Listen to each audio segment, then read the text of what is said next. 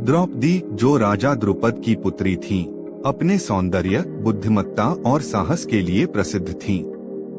राजा द्रुपद की इच्छा थी कि द्रौपदी का विवाह एक ऐसे वीर योद्धा से हो जो उनकी बेटी की रक्षा कर सके और राज्य की प्रतिष्ठा को बनाए रख सके।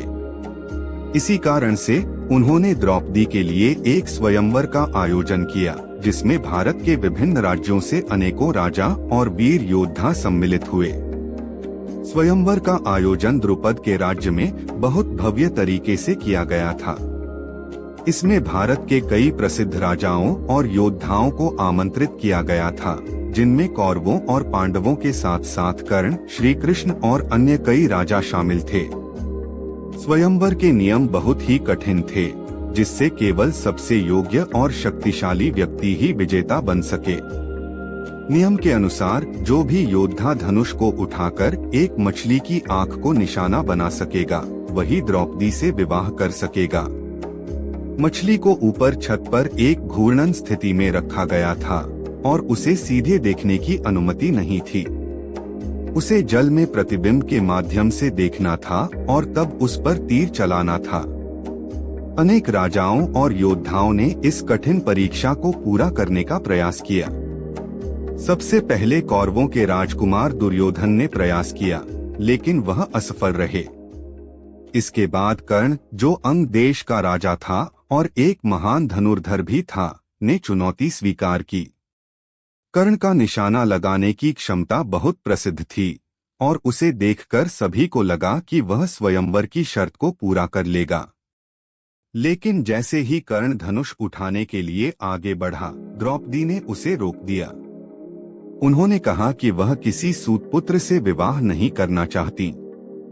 कर्ण का जन्म एक सूत रथचालक परिवार में हुआ था और इसलिए वह जातिगत कारणों से इस अपमान का सामना करने को विवश हो गया।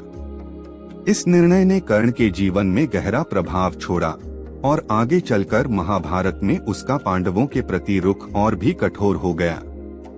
कर्ण के असफल प्रयास के बाद सभी राजा और योद्धा निराश होकर बैठे रहे। इसी बीच पांडव, जो अज्ञातवास में थे और ब्राह्मणों के वेश में वहां उपस्थित थे, अपने बड़े भाई अर्जुन को प्रयास करने के लिए प्रेरित करते हैं। अर्जुन ने स्वयंवर की चुनौती को स्वीकार किया और आगे बढ़े। अर्जुन ने सभी लोगों के सामने धनुष उठाया, उसकी प्रत्यंचा को चढ़ाया और फिर प्रतिबिंब में देखकर मछली की आंख पर तीर चलाया। अर्जुन का निशाना सटीक था और उन्होंने चुनौती को सफलतापूर्वक पूरा किया। द्रौपदी ने प्रसन्न होकर अर्जुन के गले में वरमाला डाली। जब अर्जुन ने स्वयंवर की चुनौती को पूरा कर लिया तो कई राजा और योद्धा उनसे क्रोधित हो गए, क्योंकि उन्होंने एक ब्राह्मण के रूप में यह कार्य किया था। कई राजाओं ने इसका विरोध किया और कहा कि यह अनुचित है। लेकिन अर्जुन की वीरता और कौशल को देखकर और श्री कृष्ण के समझाने पर सभी राजाओं ने इस घटना को स्वीकार किया। श्री कृष्ण ने अर्जुन की पहचान को गुप्त रखा, क्योंकि पांडव अभी अज्ञातवास में थे और अपनी पहचान प्रकट नहीं कर सकते थे। इसके बाद अर्जुन और उनके भाई द्रौपदी को लेकर अपनी मां कुंती के पास लौटे। जब उन्होंने अपनी मां से कहा, मां देखो हम क्या लाए हैं, तो बिना देखे ही कुंती ने कह दिया, जो लाए हो उसे आपस में बांट लो। कुंती के इस कथन को सुनकर सभी भाई और द्रौपदी चौंक गए। लेकिन कुंती का वचन और उनकी मर्यादा का पालन करने के लिए यह निर्णय लिया गया कि द्रौपदी पांचों पांडवों की पत्नी बनेंगी। इस प्रकार द्रौपदी का स्वयंवर महाभारत में एक निर्णायक घटना साबित हुआ। द्रौपदी का विवाह पांचों पांडवों से हुआ और इस विवाह ने महाभारत के घटनाक्रम में महत्वपूर्ण भूमिका निभाई।